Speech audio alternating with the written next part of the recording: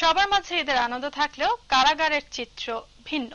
স্বজনদের মুখ দেখার আশায় সকাল থেকেই কারাগারের সামনে ছিল মানুষের ভিড়। খাবার হাতে ঘন্টার পর ঘন্টা অপেক্ষা করেন অনেকেই। অধিকাংশ দর্শনার্থীর অভিযোগ, টাকার সংস্থান না হওয়াতে বন্দীদের সাথে দেখা করতে পারছে না তারা। স্বজন ছাড়া যারা ঈদ করছেন তারা বলছেন পুলিশের খেয়ালিপনারই খেসারত দিতে হচ্ছে তাদের। প্যাট্রিক ডিকোস্তার রিপোর্ট। সবাই যখন ঈদের আনন্দে মাতোয়ারা, ঠিক তখন ঢাকা কেন্দ্রীয় কারাগারের সামনে স্বজনদের ভিড়। খাবার হাতে বন্দী প্রিয় মুখটি এক নজর দেখার আশায় ঘন্টার পর ঘন্টা অপেক্ষা। আব্বুকে দেখতে আসছি, খারাপ লাগছে। এই তো রোজা 6 রোজার মধ্যে আনছি, আজকে যে কয়দিন হয়েছে আর কি 6 রোজা যাওয়ার পর। ঈদের এই আনন্দেও চোখের জল বেঁধে রাখতে পারছিলেন না কেউ।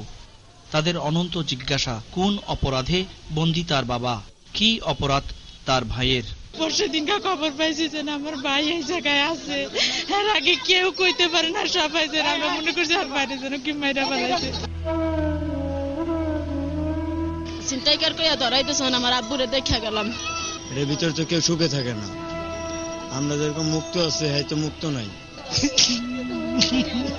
কথা বলেন, কথা বলেন।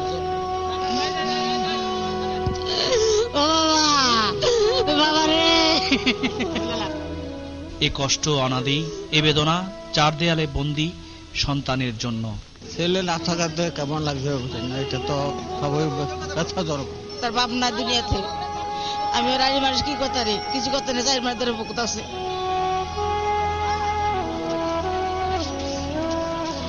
ঈদ এলেই স্বজনদের আহাজারিতে ভারী হয়ে ওঠে কেন্দ্রীয় কারাগার। এখানে চার দেয়ালের ভিতরে ও বাইরে তখন শুধুই কান্নার রোল। এখানে সবাই বলছেন, যারা নিরপরাধ তাদের মুক্তি দেয়া হোক শীঘ্রই। ঢাকা কেন্দ্রীয় কারাগারের সামনে থেকে প্যাট্রিক ডিকোস্তা, মাই টিভি।